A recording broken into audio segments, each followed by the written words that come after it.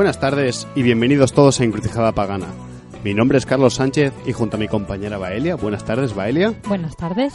Seremos los encargados de guiaros una vez más por estos senderos.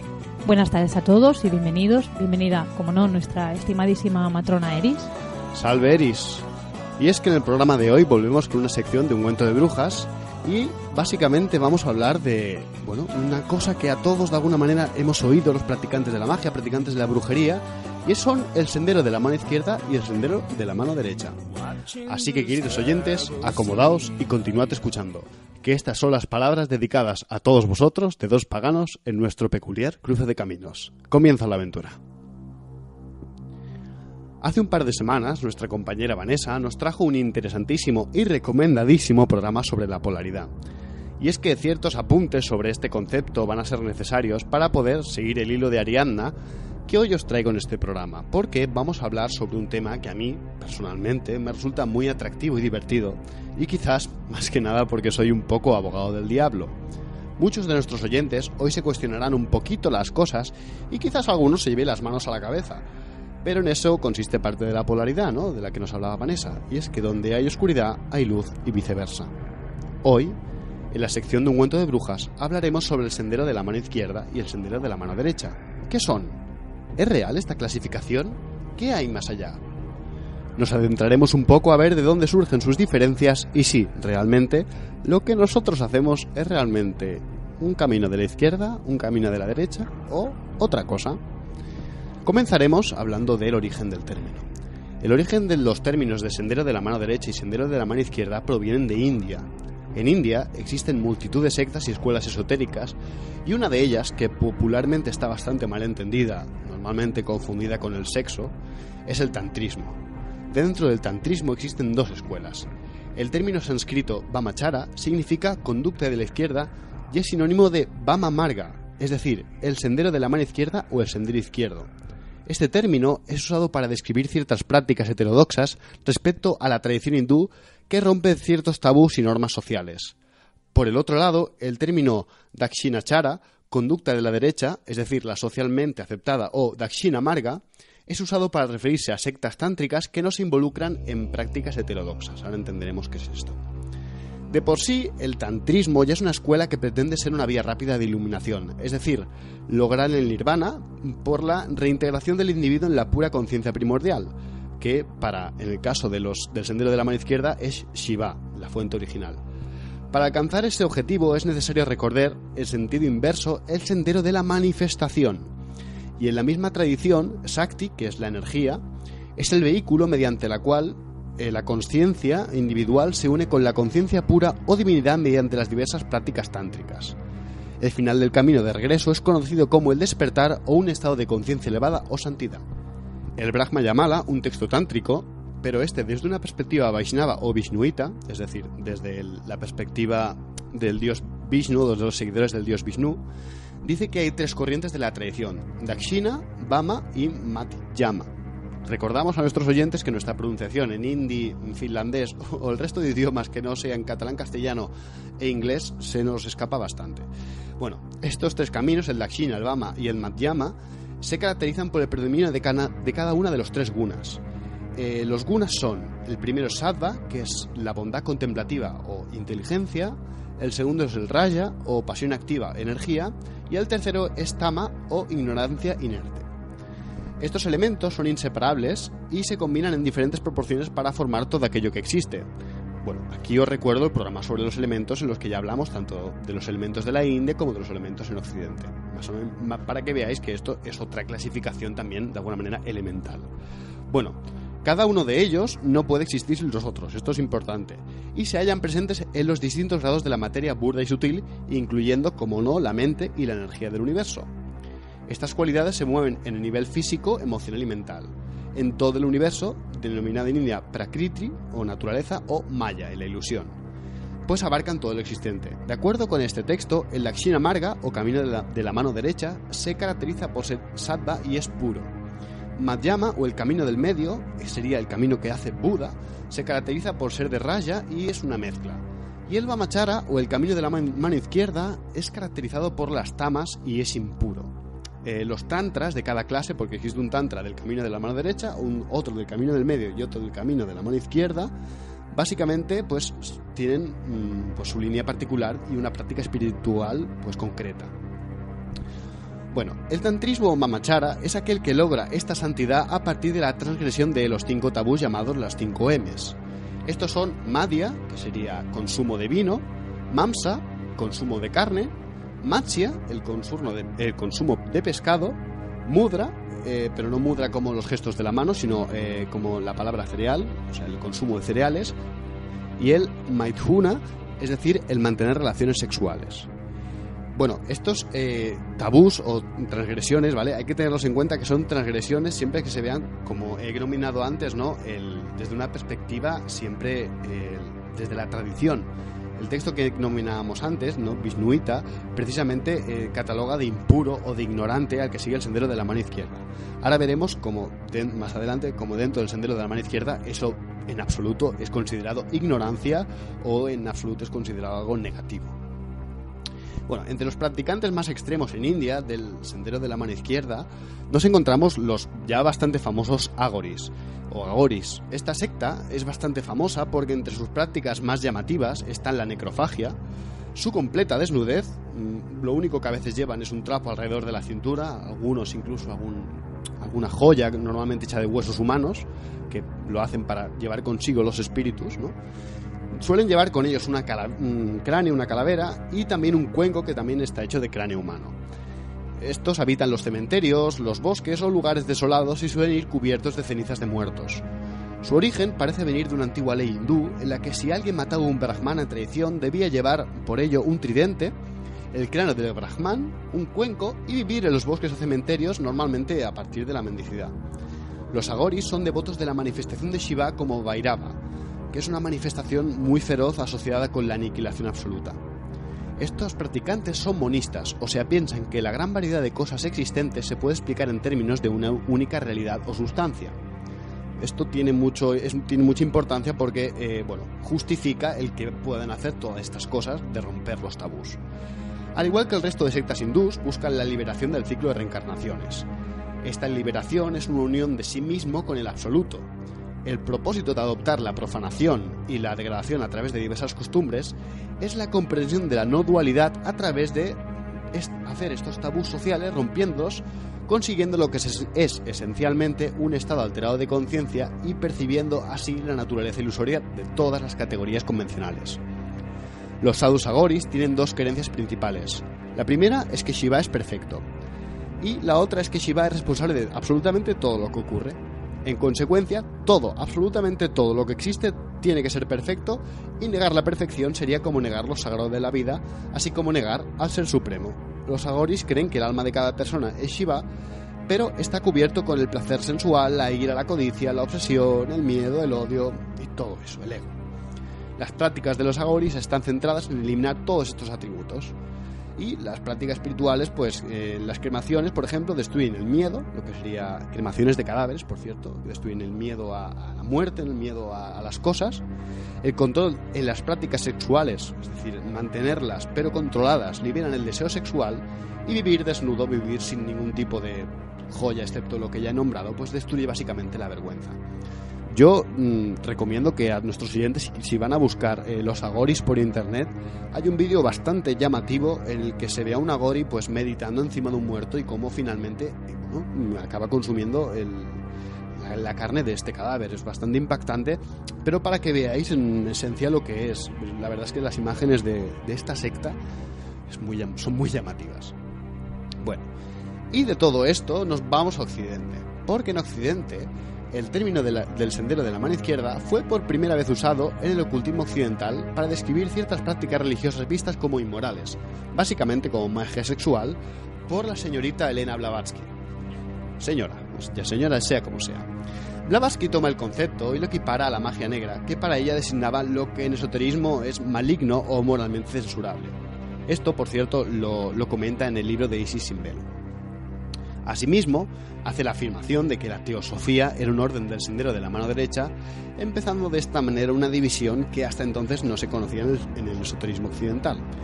Aún así, la introducción de estos conceptos fue adoptada con bastante rapidez y se extendió como una clasificación válida de los dos caminos, no sin ello cargar de conceptos bastante negativos el camino de la mano izquierda, sobre todo por sus prácticas necrománticas y sus objetivos de deificación. A continuación leeremos un fragmento de un libro titulado Lords of the Left Hand Path de Stephen Flowers, o como yo humorísticamente, y esto te lo dedico, Julia, que lo sepas porque prometí que lo haría, Left Path Hand, o sea, la mano del camino izquierdo. Bueno, al margen de esto, Lords of the Left Hand Path es de Stephen Flowers, se titula Señores del camino de la mano izquierda.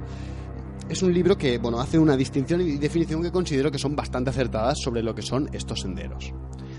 Aquí antes de nada, voy a explicar una diferencia entre lo que es el mundo objetivo y el mundo subjetivo, porque en el fragmento lo comenta y es importante saber de qué habla. El libro comienza haciendo dos diferenciaciones, ¿no? Que uno sería el mundo objetivo, es decir, el mundo que nos rodea, el mundo donde habitamos, la naturaleza en sí misma, que para algunas religiones es considerada como obra de Dios o el propio Dios, ¿no? Y el otro mundo sería el mundo subjetivo, es decir, el mundo del individuo, que para algunos sería la psique o también el alma. Esto es importante porque ahora veremos cómo el sendero de la mano izquierda y el sendero de la mano derecha ambos tienen relaciones con el mundo objetivo o el mundo subjetivo. El fragmento dice así: La cuestión fundamental se convierte en la manera en que se está consciente, cómo las almas libres se van a relacionar o tratan de interactuar con el universo objetivo, el universo en su totalidad.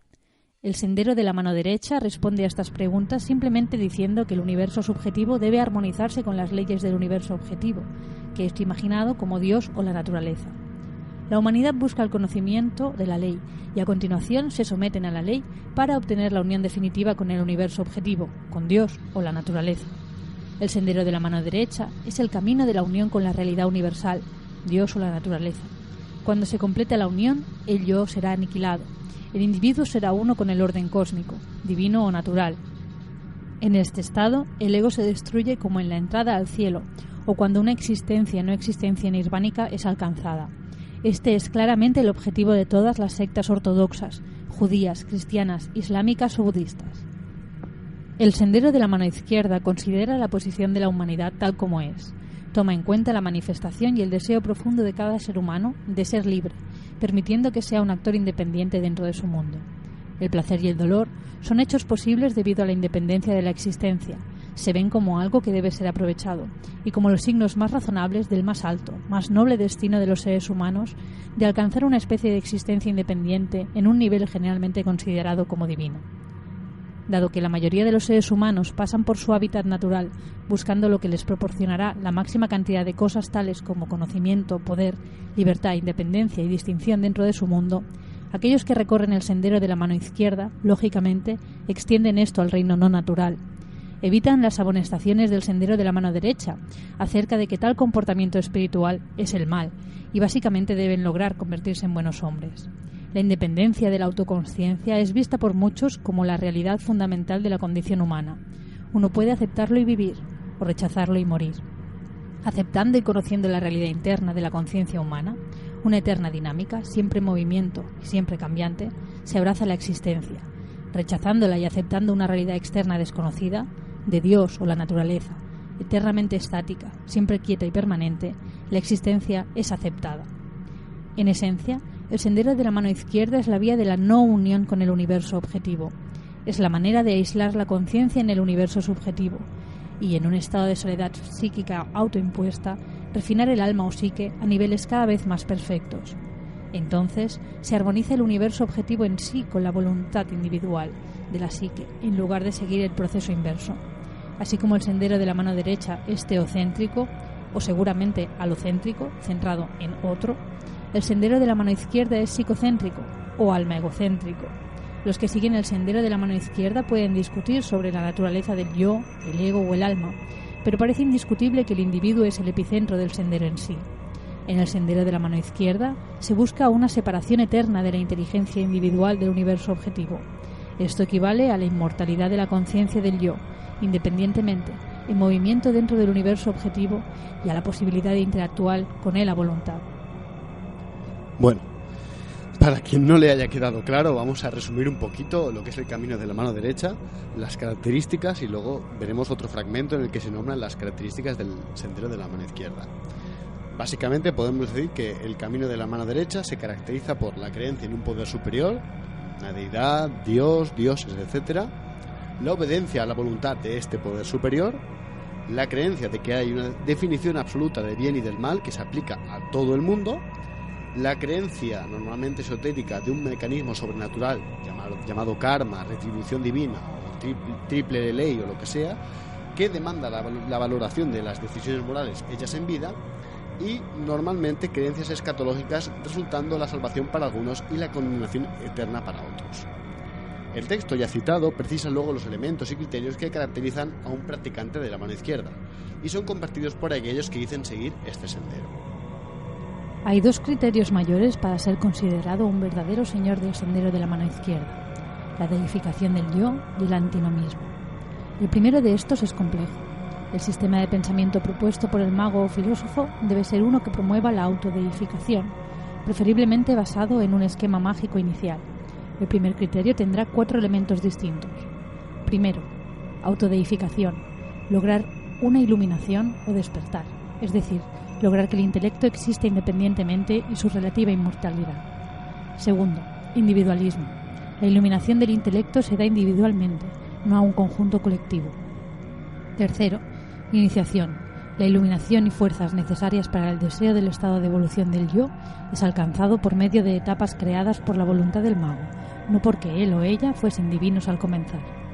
Y cuarto, magia. Los practicantes del sendero de la mano izquierda consideran que tienen el derecho de usar su propia voluntad en un sistema racionalmente intuitivo o tecnológicamente espiritual, diseñado para causar alrededor del universo patrones que se ajusten a su voluntad. El segundo criterio, antinomismo, establece a los practicantes que deben pensar por sí mismos como yendo en contra de la corriente, en su condicionada cultura y en los modelos convencionales del bien y el mal. Los verdaderos señores del sendero de la mano izquierda tendrán el valor espiritual para identificarse a sí mismos con los modelos culturales del mal. Habrá una adopción de los símbolos convencionales del mal, o impureza, o racionalidad, o cualquier cualidad que tema u odie la cultura convencional. El señor de la mano izquierda se establecerá alejado de su prójimo, se convertirá en una persona extraña en sentido figurativo, con el fin de obtener el tipo de independencia interior necesaria para los otros trabajos iniciáticos presentes en el primer criterio. La práctica de este segundo criterio a menudo se denomina antinomismo, es decir, la inversión del propósito de las normativas convencionales. Mal se convierte en bien, impuro se convierte en puro, oscuridad se convierte en luz. Literalmente, el antinomismo implica ir en contra de la ley, pero el practicante del sendero de la mano izquierda no es un criminal en el sentido usual.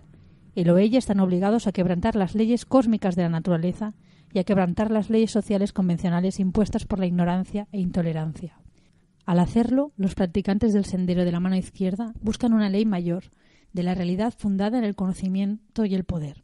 Aunque está más allá del bien y del mal, este sendero requiere los más rigurosos estándares éticos. Estos estándares están basados en la comprensión y no en la obediencia ciega a autoridades externas.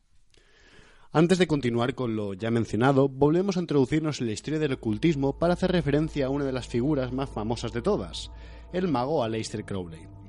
A pesar de que para muchos Crowley es como el paradigma del mago negro, por la inclusión sobre todo de rituales sexuales en sus trabajos, la experimentación con drogas y su inclinación por cuestionar la moral de su época, no olvidemos que fue denominado como el hombre más terrible y más demoníaco, ¿no?, de su época. Obviamente, él dentro de su particular sistema no se consideraba un seguidor del camino de la mano izquierda, ya que en su propia metafísica un mago negro era la persona incapaz de abandonar los apegos terrenales al momento de saltar al abismo, en un punto que designa un logro espiritual particularmente importante. Aleister Crowley, cuando hablaba de un hermano del sendero de la izquierda o un hermano negro, se refería a alguien que no ha llegado a alcanzar el grado de maestro del templo en su sistema de magia. Crowley se refirió al sendero de la izquierda al describir el punto en el que el Adeptus Exemptus opta por cruzar el abismo, que es donde se encuentra Choronzón, y la ilusoria y undécima sefirá, que es Da'at o el conocimiento. En este ejemplo, el adepto debe entregarse por completo, incluyendo la guía de su santo ángel guardián y, como no, saltar al abismo. Si su karma acumulado es suficiente y él ha ido hasta el final en su propia autodestrucción y desapego, entonces pasa a ser una criatura del abismo que surge como una estrella de nuevo. Por otro lado, si conserva algún fragmento del ego o si teme cruzar este abismo, las capas de su ser que debían ser lanzadas al abismo se enquistan y osifican a su alrededor. A continuación se convierte en lo que denomina un hermano del sendero de la izquierda, que con el tiempo se rompe y se desintegra brutalmente en contra de su voluntad, ya que él no ha elegido esta desintegración voluntaria. En su novela Moonchild, del año 1917, Crowley nos da una descripción del mago negro y creo que es muy interesante porque como que te aleja bastante de esa imagen preconcebida que tenemos de Crowley. El texto dice así: el mago negro, o como prefiero llamarlo, hechicero, pues la palabra magia no debería ser profanada, invariablemente se retira a los planos más bajos. Busquemos una analogía en el caso perfectamente concreto del cajero de banco. Este señor, vamos a suponer, considera su salario insuficiente para sus gastos. Puede economizar, es decir, retirarse a un tipo de vida que no requiera tal cantidad de dinero, o puede dedicarse día y noche a su trabajo y así aumentar su sueldo. Pero no hay una tercera vía abierta para un hombre con respeto por sí mismo. El hechicero llama a los planos más bajos para hacer dinero. Comienza por el juego. Ganando allí, recurre a los aún más bajos modos de malversación de fondos. Tal vez, finalmente, trata de cubrir sus robos matando a su madre por el dinero del seguro. Observe cómo cuando su plano se degrada, sus temores aumentan. En principio, él estaba meramente molesto por sus acreedores. En la siguiente etapa, teme ser engañado por sus compañeros de juego. Luego, es la policía quien domina terriblemente sus pensamientos. Y por último, la sombría imagen del verdugo lo amenaza. Los malvados caen en el hoyo que ellos mismos han cavado, dijo Eve. Todo esto aplica a la cuestión de la magia. Es una cuestión de devaluación. Siento gran simpatía por los ascetas de la India y sus imitadores monásticos en Europa. Ellos sostenían que los dones espirituales son de valor supremo y dedicaron sus facultades inferiores al desarrollo de las más altas. Por supuesto, cometieron errores. El principio se llevó demasiado lejos. Eran tan necios como para lesionar sus facultades inferiores a través del ayuno indebido, la flagelación e incluso la mutilación. Tenían la falsa idea que el cuerpo era un enemigo cuando es un sirviente, el único sirviente disponible. Pero la idea era correcta. Querían cambiar la escoria por oro. El hechicero ofrece su oro a cambio de escoria. Trata de cambiar sus facultades más altas por dinero o por la gratificación de la envidia o la venganza. De todos modos, el principio es claro. Hay que sacrificar lo inferior a lo superior, y como hicieron los griegos con sus toros, hay que engordar y adornar lo inferior, pues puede ser la ofrenda más digna. ¿Y qué pasa cuando se elige el otro camino? Cuando cambias el oro por peltre, te empobreces a ti mismo. El hechicero vende su alma por dinero, gasta el dinero y descubre que no tiene nada más para vender. Volviendo a nuestra oveja, me refiero a nuestro brujo. Él no tiene mucho en contra al principio, pero decide vender su espada a cambio de oro. El bárbaro, con la espada en su poder, naturalmente la emplea para recuperar el oro. En otras palabras, el diablo, habiendo comprado el alma, recupera su precio, mismo que el brujo gasta quedando a su servicio. La etapa siguiente es que el brujo recurre al crimen, declara la guerra a toda la humanidad, emplea métodos vulgares para lograr sus fines y el precio puede ser su libertad. En última instancia, puede perder la vida misma en un último y desesperado esfuerzo para recuperar todo de un golpe. Cuando yo era joven y contaba con menos experiencia, tuve muchas batallas con hechiceros, y siempre terminaron cuando el señor hechicero violaba la ley. Ya no luchaba contra mí, sino contra la voluntad consolidada de la humanidad, y no tenía tiempo de atacarme cuando estaba ocupado construyendo diques. La expansión de los términos de ambos caminos, y sus relaciones con la magia blanca y la magia negra, no se la debemos ni al señor Blavatsky, que obviamente pues tuvo un papel que ver, ¿no? Ni al señor Crowley, que también pues dijo lo suyo, sino que se la debemos curiosamente a un escritor de ficción llamado Dennis Wheatley. Wheatley combinó la idea del camino de la mano izquierda con satanismo, comunismo y también un poco con el vudú de África. La verdad es que era un escritor que se le fue un poco de las manos el concepto, pero fue gracias a él a que se nos ha quedado la idea del sendero de la mano izquierda como magia negra.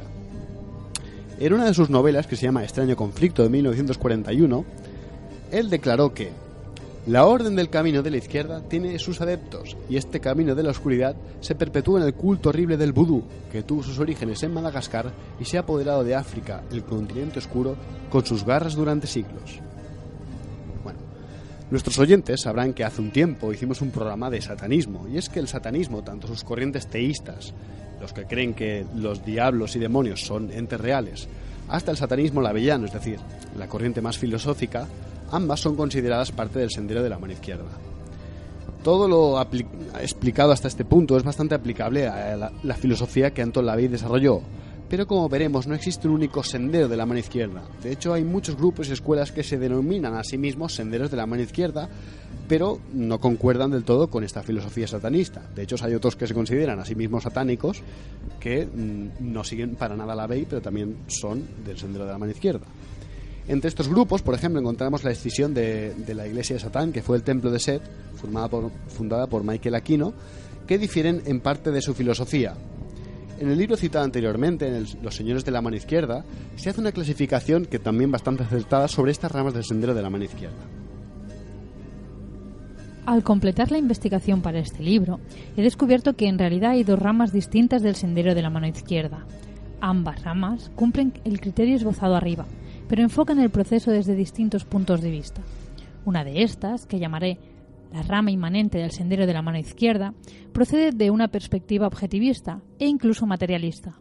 Los métodos mágicos son frecuentemente impregnados en imágenes y su orientación es casi exclusiva hacia el objetivo o universo mundano. En esta rama el aspecto antinómico es especialmente pronunciado.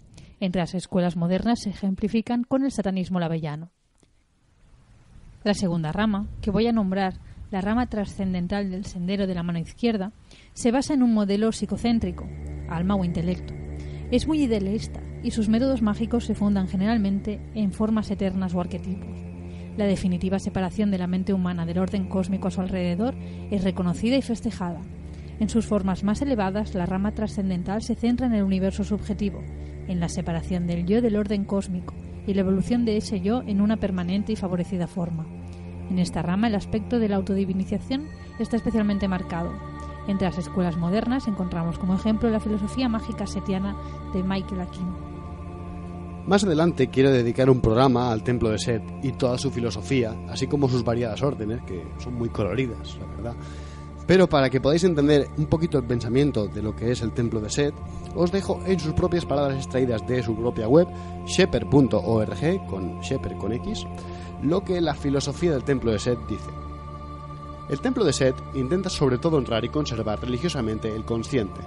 Deseamos conocer qué nos hace individualmente únicos y usamos este regalo para hacernos más fuertes en todas las facetas de nuestro ser. Para hacer esto, preservamos y mejoramos la tradición de distinción espiritual del universo natural que en el occidente judeocristiano se ha llamado satanismo, pero que se conoce más generalmente como la trayectoria de la mano izquierda. La sociedad convencional teme y odia por instinto a menudo lo que no puede entender fácilmente. Si usted investiga el templo, puede encontrarse acusado sin sentido de los males convencionales populares de hoy día, racismo, sexismo, en contra de esto o fabularle a lo otro. Cuando usted pueda mirar alrededor con sus propios ojos y ver que el templo no incorpora y promueve ninguna de estas cosas, usted realizará mucho sobre la suspicacia y antipatía con la que la cultura socialmente y religiosamente convencionales perciben cualquier manifestación de la independencia intelectual del consciente. Bueno, en este punto es importante hacer una observación, y es que si bien esta clasificación es bastante acertada en cuanto a las ramas del sendero de la mano izquierda, podemos decir, sin mucho miedo a equivocarnos, que estas etiquetas tienen ciertas carencias, para no decir muchas, pues existen tantos senderos de la mano izquierda como practicantes, y no todos ellos tienen una visión atea o no todos ellos cumplen los requisitos ya mencionados. Un ejemplo de esto, por ejemplo, lo podemos encontrar en las prácticas de brujería no satánica, consideradas en algunos casos senderos de la mano izquierda, en otros senderos de la mano derecha o ninguno de los dos. También existen grupos paganos odinistas y loqueanos, adoradores de Odín y adoradores de Loki, por cierto, que se consideran seguidores del sendero de la mano izquierda, por esa parte odinista, ¿no?, del sacrificio de uno mismo y esa divinización, o de Loki, ¿no?, la representación del mal en la cultura nórdica. Y también otros grupos como la Orden Tifoniana, que debía mencionarla porque la verdad es que son una curiosidad esotérica, que es un grupo que deriva de la Oto, del grupo creado por Aleister Crowley, que se consideran que tienen un conocimiento sobre entidades extraterrestres con las que trabajan mágicamente. Por cierto, estas entidades extraterrestres están basadas en los mitos de Lovecraft, que, según ellos, Lovecraft y Crowley, de alguna manera, eran dos iluminados que lograron contactar con estas entidades, y Lovecraft los plasmó en sus cuentos y Aleister Crowley en sus métodos mágicos. Bueno, estas diferencias entre los grupos parten de la propia practicidad, ¿no?, de los practicantes del Sendero de la Mano Izquierda. Vamos a ver ahora un fragmento en el que, pues, se explica por qué el Sendero de la Mano Izquierda tiende a ser más práctico que teórico. Dice así: históricamente, el Sendero de la Mano Izquierda a veces se ha identificado por el uso de métodos tales como la nigromancia, es decir, resucitar a los muertos con propósitos adivinatorios, y la magia sexual. De hecho, en este punto, no hay prescripciones metodológicas categóricas en el Sendero de la Mano Izquierda dentro de sus diversas tradiciones en Oriente y Occidente. Los métodos usualmente se eligen por razones puramente pragmáticas. Si funciona, por lo general se llevará a cabo. A menudo hay un fuerte elemento antinómico en la metodología mágica del Sendero de la Mano Izquierda. Ir en contra de la corriente de las convenciones sociales o límites naturales es a menudo visto como un modo de ejercer conscientemente la facultad divina inherente a la humanidad. Este factor debe ser visto desde una perspectiva más amplia. Sin embargo, algunos comportamientos que pueden parecer antinómicos o que van en contra de las convenciones sociales o comportamientos correctos, como por ejemplo la ingestión de dosis masivas de productos tóxicos, en realidad son ampliamente condenadas por los practicantes más sofisticados del Sendero de la Mano Izquierda en Occidente. La base filosófica de esto es que este tipo de intoxicantes o drogas entorpecen el ejercicio de la voluntad individual y el yo, la facultad suprema vista desde la perspectiva del Sendero de la Mano Izquierda. Las drogas serían, desde este punto de vista, más eficaces en el logro de la autoaniquilación buscada dentro del Sendero de la Mano Derecha. Todo lo explicado hasta ahora debe ser puesto a revisión por todos aquellos que consideran que siguen un camino espiritual, sea cual sea. Y es que, como digo al principio del programa, el Sendero de la Mano Izquierda y el de la derecha parte, creo yo, de una separación artificial y una polaridad forzada en la que las fronteras en muchos casos no son para nada claras.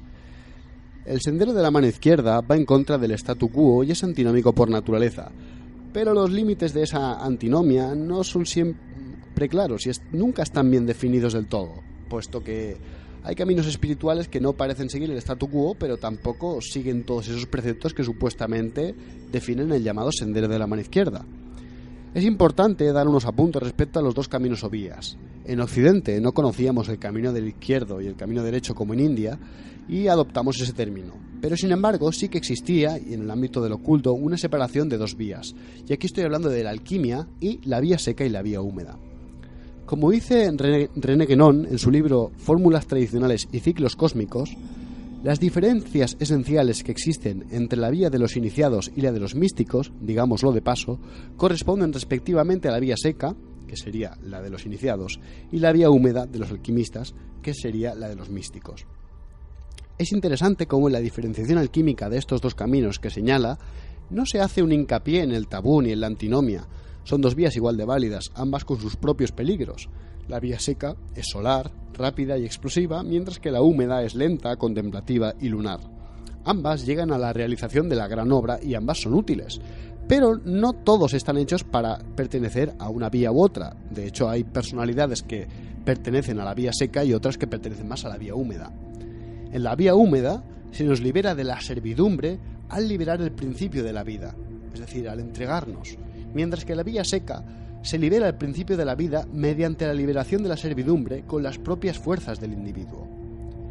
Podemos ver cómo esto nos resuena un poco a este individualismo, ¿no?, esta divinización que se pretende en el Sendero de la Mano Izquierda y de alguna manera quiere no depender de ninguna fuerza divina, sino que sea el propio mundo subjetivo del individuo el que logre la gran obra a partir de su trabajo iniciático. El trabajo con lo tabú, lo prohibido, genera ciertas paradojas, pues las ideas del statu quo son siempre mutantes, y lo que hoy es culturalmente aceptado mañana dejará de serlo. Por ello, no se basa en usar lo prohibido, sino en el ensalzamiento de la libertad individual.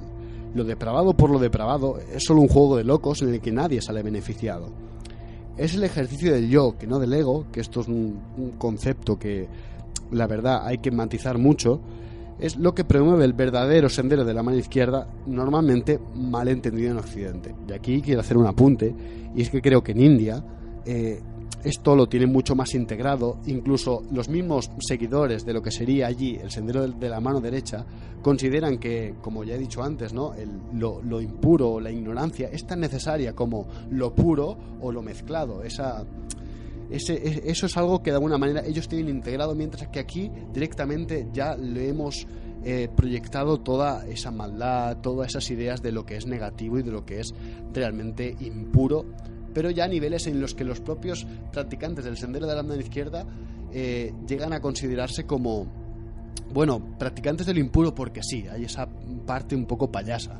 De hecho, una cosa que leí es que en el siglo XIX, bueno, pues en Francia hubo un auge, ¿no?, de sectas satánicas, así como vamos a divertirnos haciendo que somos satánicos, pero en realidad eran, bueno, grupos de gente que sencillamente se dedicaba a divertirse pues haciendo cosas que estaban prohibidas, que es, por desgracia, lo que mucha gente del sendero de la mano izquierda, y aquí creo que Crowley hacía muy bien en avisar, pues acaban cayendo, ¿no? Yo soy de los que piensa que el camino hacia arriba, el camino hacia, bueno, ese camino en el que conoces la ley, ¿no?, y de alguna manera te entregas a esa ley, es tan necesario como el camino hacia abajo, ¿no?, esa vía de la manifestación de la que hablaban los hindús, y que ambas vías, la de la izquierda y la derecha, tienen sus propias carencias tal y como están definidas en nuestro occidente, nuestro llamado occidente. No olvidemos que eso es una construcción. Pues siempre puede haber entrega y renuncia, así como individualidad y antinomia en ambos caminos. Un ejemplo de esto lo vemos en las religiones paganas, ¿no?, cuyos procesos de misticismo e iniciación pueden ser reconocidos por una escuela como la alquimia, pero no siempre son vías estrictas en las que las puertas hacia un lado o hacia otro están cerradas para siempre. También nos encontramos ejemplos de estos en Oriente, como el camino medio del budismo o el taoísmo chino, que no son catalogables en ninguno de los caminos de derecha o izquierda. De hecho, el taoísmo es de los caminos más caóticos que existen, y que yo animo a todos aquellos que se digan caoístas o que digan seguir el caos, que echen un ojo a mitos taoístas, porque realmente se van a quedar sorprendidos de los años luz que nos llevan respecto a nosotros en lo que es en la comprensión de estos principios caóticos.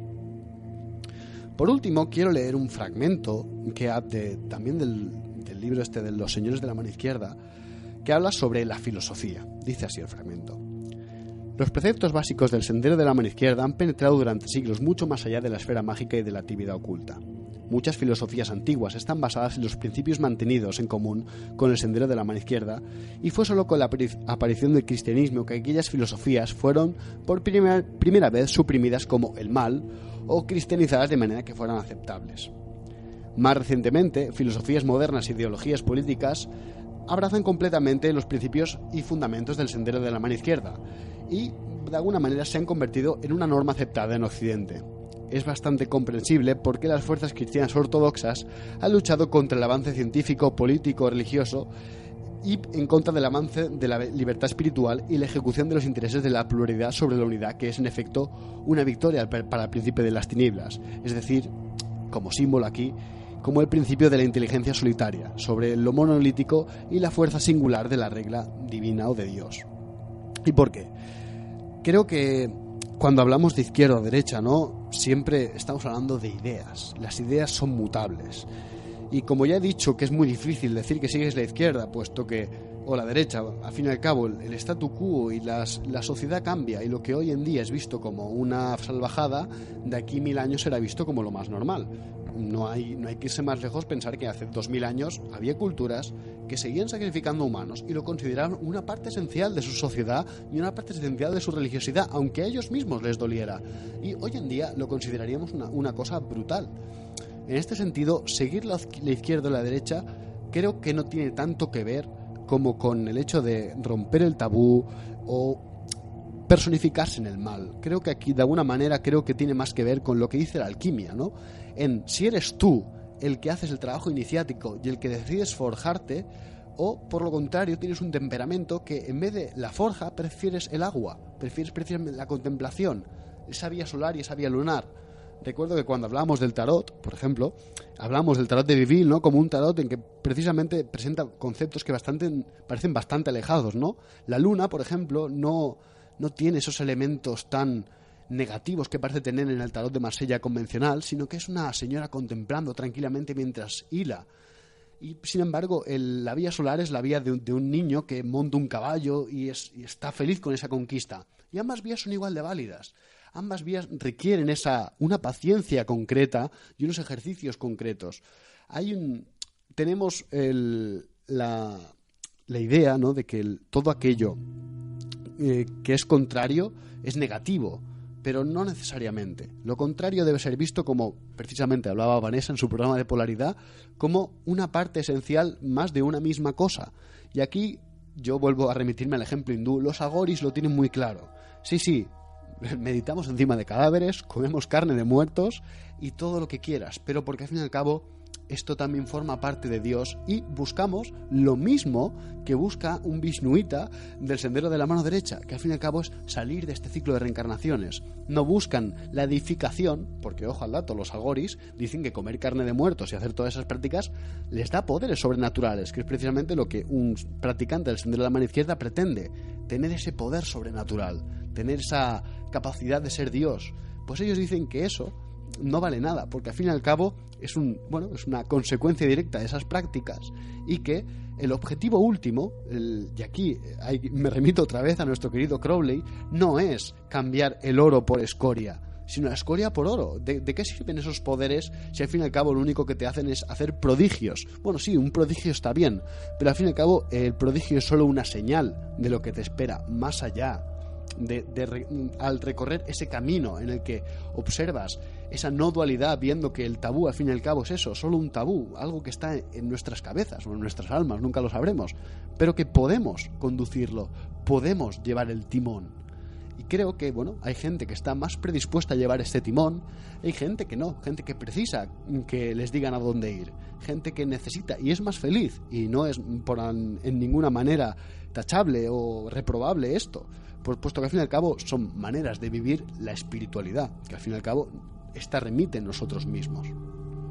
Pues igual al hablar de la diferencia entre el sendero de la mano izquierda y el sendero de la mano derecha, pues nos encontramos con el problema de siempre, ¿no?, que son las etiquetas. En este caso, además, nos remite a una polaridad constante, y el problema cuando hablamos de polaridad es que normalmente los polos se invierten con una facilidad espasmosa, ¿no? Por ejemplo, cuando hablamos del camino solar y el camino lunar, por así decirlo, es común que relacionemos el camino solar con las actividades del diario, ¿no?, con lo que puede ser visto, y el camino lunar con las cosas más ocultas. Sin embargo, también podríamos hablar del camino lunar en relación con el inconsciente y con una vía más pasiva, con una manera de trabajar, de dejarse llevar, digamos, o en comunidad, y el camino solar como un camino más individual, más de separarse de esa conciencia colectiva y desarrollar pues una vía propia. Entonces, claro, a la hora de situarnos en uno u otro bando, uno se puede encontrar dificultades, sobre todo porque esta división parece ser más bien artificial y porque todos tenemos pues parte de uno y otro. Yo una cosa que critico mucho del sendero de la mano izquierda y el sendero de la mano derecha, ¿no?, pero sobre todo del de la izquierda, es normalmente lo pretencioso que pretende ser. Cuando hablamos de deificación, ¿no?, creo que hay como un error, ¿no?, que quizá nos ha inculcado la fantasía en nuestra mente, ¿no?, que es que cuando pretendemos ser Dios, ¿a qué exactamente nos estamos remitiendo? ¿A que somos todopoderosos o a que absolutamente todo nos tiene el mismo valor para nosotros? Es decir, todo nos da el mismo igual, todo nos da igual de alguna manera. Es decir, ser Dios no tendría que ver quizá tanto con los poderes, como sino más bien con esa capacidad de ver las cosas por lo que son en sí mismas en el momento en el que son. O sea, porque al fin y al cabo, ¿qué pretende siendo Dios? Bueno, yo aquí creo que es una cuestión que hay que situar en el tiempo, ¿vale? Normalmente se ha hablado de los senderos de la derecha y el sendero de la izquierda como si fueran un universal atemporal. O sea, en cualquier época tienes un sendero a la derecha y un sendero a la izquierda. Y esto obviamente no es cierto, no es así. Son conceptos relativamente modernos, al menos en Occidente. Entonces, dentro de los practicantes que ellos mismos se consideran seguidores de uno de los dos caminos, pues obviamente tienen su regulación interna y su descripción de los conceptos. O sea, ¿qué idea de Dios se persigue o qué idea de edificación personal se persigue? Pues esto ya hay que ir y preguntárselo a un practicante de una escuela concreta, porque seguramente otra escuela que se identifique con la misma etiqueta pensará otra cosa. Me refiero a que son términos de funcionamiento interno, por así decirlo. Y en todo caso, lo que yo creo que habría que evitar es caer en este error de pensar que todas las épocas han tenido dos bandos, ¿no? No soy muy partidaria de creer en dos bandos. Hay obviamente siempre visiones opuestas de la realidad o visiones opuestas de lo que hay que hacer, pero es también lo que comentabas lo que comentabas antes. Lo que en una época nos parece un tabú, un poco después, un poco antes, no se toma en cuenta, y por lo tanto falla el mecanismo de ir a la contra, o fallaría el mecanismo de esa rebeldía o de esa reivindicación, que no tendría lugar. Muchas veces en el esoterismo o en determinadas escuelas filosóficas modernas o contemporáneas no se ha tenido en cuenta el tiempo, o se vive en un tiempo relativamente fuera del tiempo.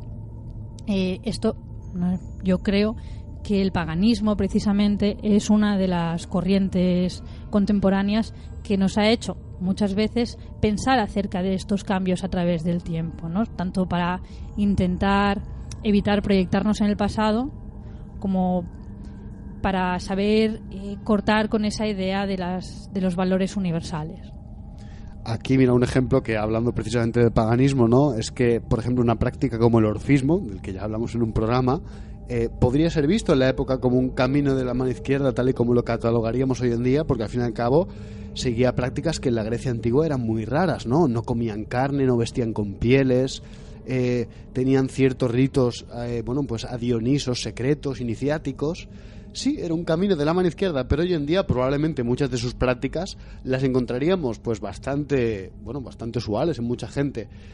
Y creo que al fin y al cabo, pues como tú misma comentabas, ¿no?, es un tema de polaridad, y creo que el ser humano no puede ser etiquetado en su totalidad desde el mundo subjetivo, no puede ser catalogado, puesto que al fin y al cabo las fronteras no son claras. Tenemos tanto sol como luna en nuestro interior de alguna manera. Tenemos esa parte más cíclica solar, ¿no?, en la que de alguna manera pues es más de actividad, más de salir, más de ese viaje iniciático, pero también hay una parte más pasiva. Siempre hay algo de muerte en la vida y vida en la muerte. Creo que al fin y al cabo lo importante es ver cómo estos se complementan, y que sigas el camino que sigas, sigas el sendero, ¿no?, izquierdo, derecho, centro, o hacia atrás o hacia adelante. Creo que lo importante al fin y al cabo es encontrar tu sitio, tu papel, y al fin y al cabo desarrollarlo y ver dónde está lo divino en ello. Y ahí creo que parte del sendero de la mano izquierda juega con estos estados alterados de conciencia que te hacen comprender lo divino con el tabú, ¿no? Y si el tabú no existe, pues se tiene que buscar otro tabú. Y si no existe ese tabú, se creará otra manera. Si no es izquierda, será rojo. Y si no, será otra cosa. Pero esa catalogación siempre existirá en nuestra mente dual, ¿no? Siempre va a haber ahí. Pero lo importante, creo, es al fin y al cabo ser un poco más holísticos y no quedarse limitado, como tú has dicho, por las etiquetas, que son al fin y al cabo pues maneras de dibujar un mapa y conocer el territorio. A ver, yo creo que es una de las tareas que nos toca hacer en la época que nos ha tocado vivir, hacer una revisión de las categorizaciones anteriores, porque son útiles hasta cierto punto, y nos hemos dejado un poco de lado la experiencia no solo en práctica, sino la experiencia vital, ¿no? En muchos aspectos vivimos en un mundo muy dividido entre dos bandos, y si no estás conmigo, estás contra mí, cuando en realidad pues es un poco lo que comentábamos el otro día fuera de la radio, ¿no?, de que tú puedes conocer la montaña desde la cima o la puedes conocer desde el interior, pero si solo te restringes a uno de los dos ámbitos, no conoces la montaña en su totalidad. A partir de ahí, cada uno, según su carácter, según su temperamento o habilidades, pues va a poner el énfasis en un aspecto u otro, el que sea más útil para él o el que tenga más sentido para él.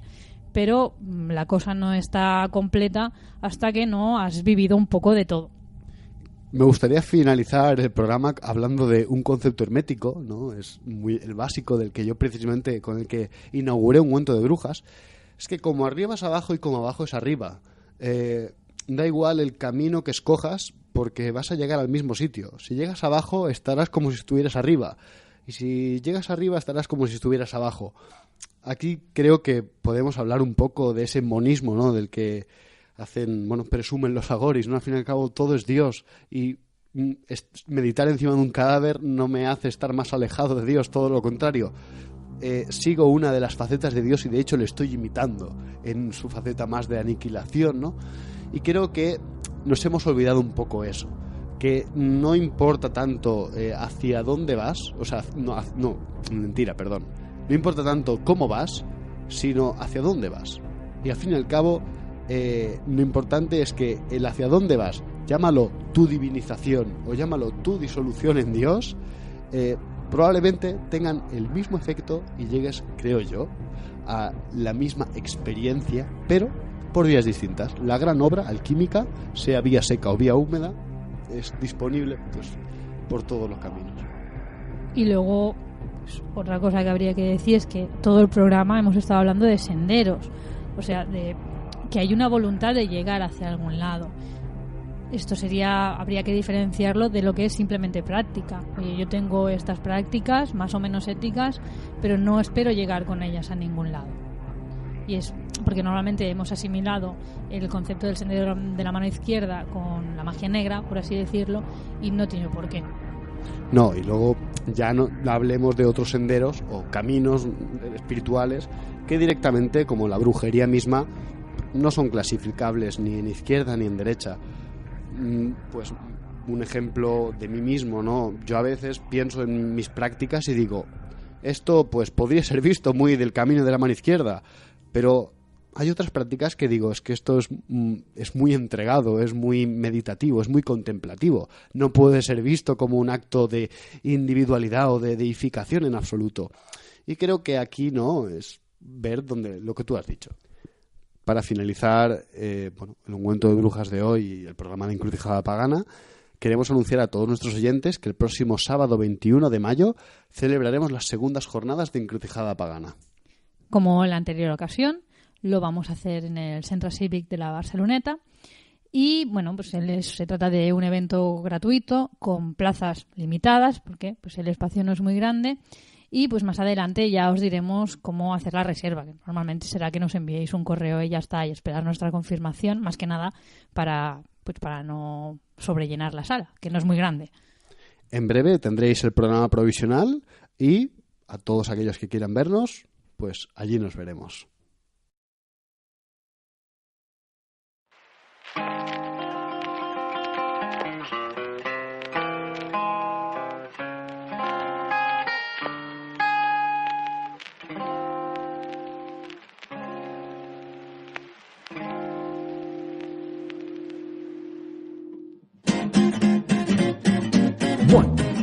One, two, three, four. Y hasta aquí nuestro programa de hoy. Y esperamos que nuestra emisión haya sido de vuestro agrado. Desde Encrucijada Pagana damos las gracias a todos los oyentes que nos escucháis desde Sardañola Radio, o bien a través de nuestro canal en iVoox o de nuestro canal en YouTube, que como habréis podido ver ya está siendo actualizado. Gracias a Baelia, todo se ha de decir. Como no, deciros que podéis enviarnos un mensaje a encrucijadapagana@gmail.com o comunicaros con nosotros por Facebook en mensaje privado. También deciros que os esperamos en Encrucijada Pagana en nuestro próximo programa, aquí en nuestro peculiar cruce de caminos. Queridos oyentes, hasta pronto.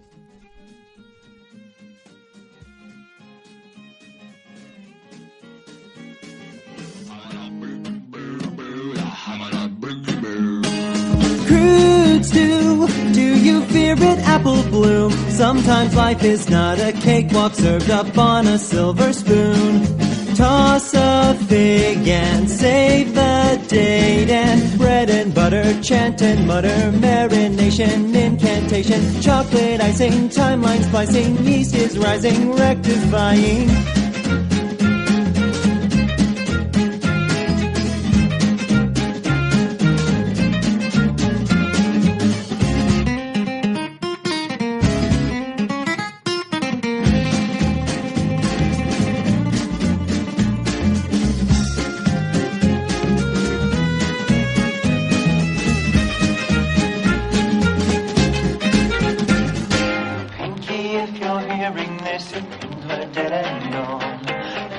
break a portal, just accept it and move on. My cauldron is preheated and I've got you in my thrall.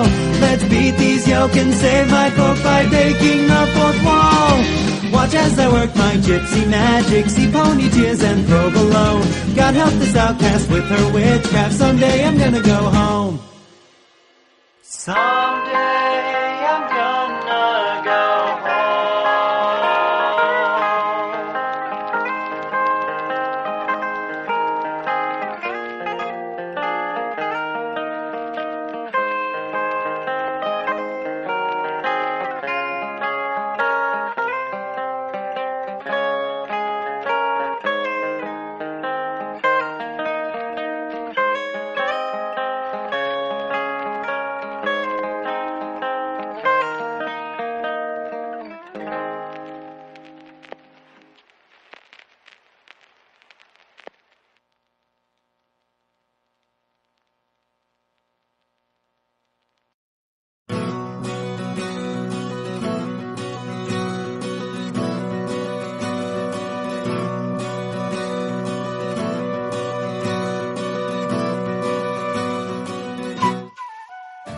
Buenas tardes y bienvenidos todos a Encrucijada Pagana.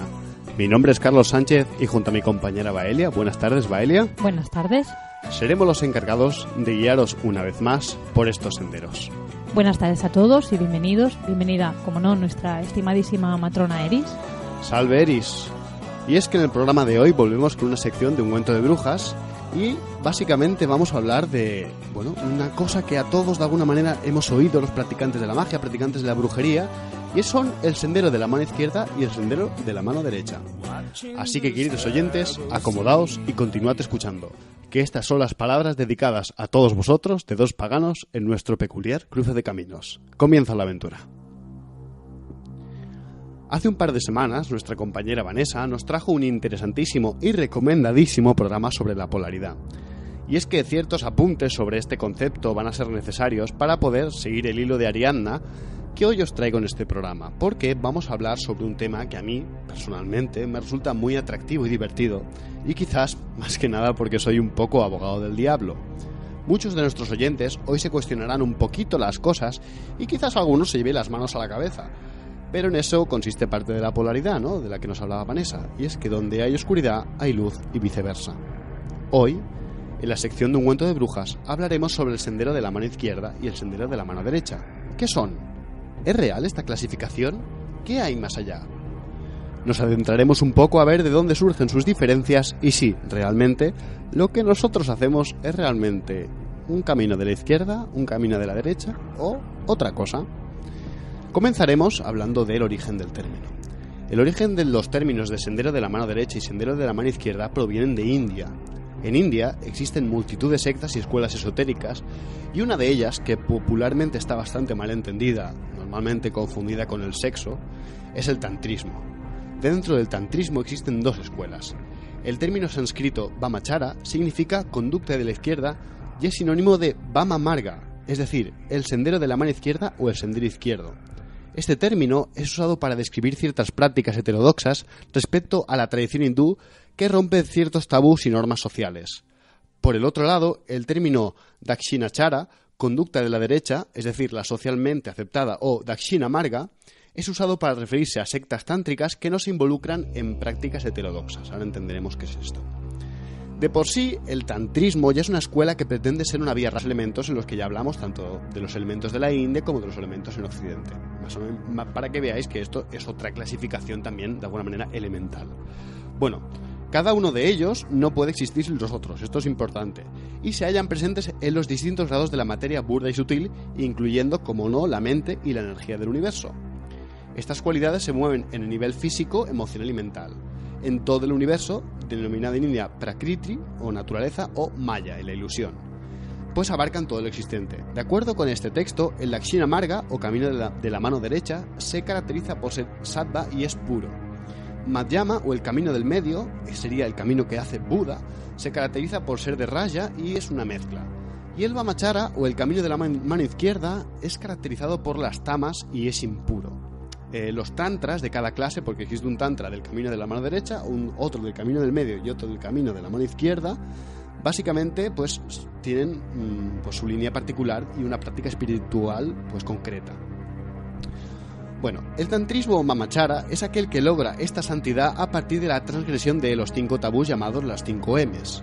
Estos son madhya, que sería consumo de vino, mamsa, consumo de carne, matsya, el consumo de pescado, mudra, pero no mudra como los gestos de la mano, sino como la palabra cereal, o sea, el consumo de cereales, y el maithuna, es decir, el mantener relaciones sexuales.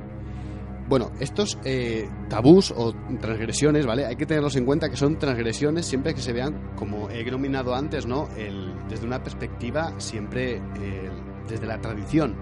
El texto que nominábamos antes, ¿no? Vishnuita, precisamente cataloga de impuro o de ignorante al que sigue el sendero de la mano izquierda. Ahora veremos cómo más adelante, como dentro del sendero de la mano izquierda, eso en absoluto es considerado ignorancia o en absoluto es considerado algo negativo.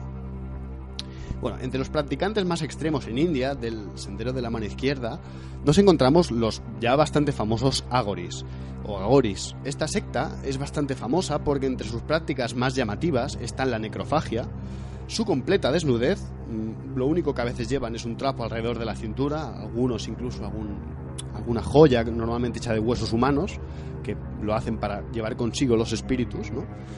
Suelen llevar con ellos un cráneo, una calavera y también un cuenco que también está hecho de cráneo humano. Estos habitan los cementerios, los bosques o lugares desolados y suelen ir cubiertos de cenizas de muertos. Su origen parece venir de una antigua ley hindú en la que si alguien mataba a un brahman en traición debía llevar por ello un tridente, el cráneo del brahman, un cuenco y vivir en los bosques o cementerios normalmente a partir de la mendicidad. Los agoris rápida de iluminación, es decir, logran el nirvana por la reintegración del individuo en la pura conciencia primordial, que en el caso del sendero de la mano izquierda es Shiva, la fuente original. Para alcanzar ese objetivo es necesario recorrer el sentido inverso, el sendero de la manifestación. Y en la misma tradición, Shakti, que es la energía, es el vehículo mediante la cual la conciencia individual se une con la conciencia pura o divinidad mediante las diversas prácticas tántricas. El final del camino de regreso es conocido como el despertar o un estado de conciencia elevada o santidad. El Brahma Yamala, un texto tántrico, pero desde una perspectiva Vaishnava o Vishnuita, es decir, desde la perspectiva del dios Vishnu, de los seguidores del dios Vishnu, dice que hay 3 corrientes de la tradición: Dakshina, Vama y Madhyama. Recordamos a nuestros oyentes que nuestra pronunciación en hindi, finlandés o el resto de idiomas que no sean catalán, castellano e inglés se nos escapa bastante. Bueno, estos 3 caminos, el Dakshina, el Vama y el Madhyama, se caracterizan por el predominio de cada una de los 3 gunas. Los gunas son: el primero es Sattva, que es la bondad contemplativa o inteligencia; el segundo es el Raja o pasión activa, energía; y el tercero es Tama o ignorancia inerte. Estos elementos son inseparables y se combinan en diferentes proporciones para formar todo aquello que existe. Bueno, aquí os recuerdo el programa sobre los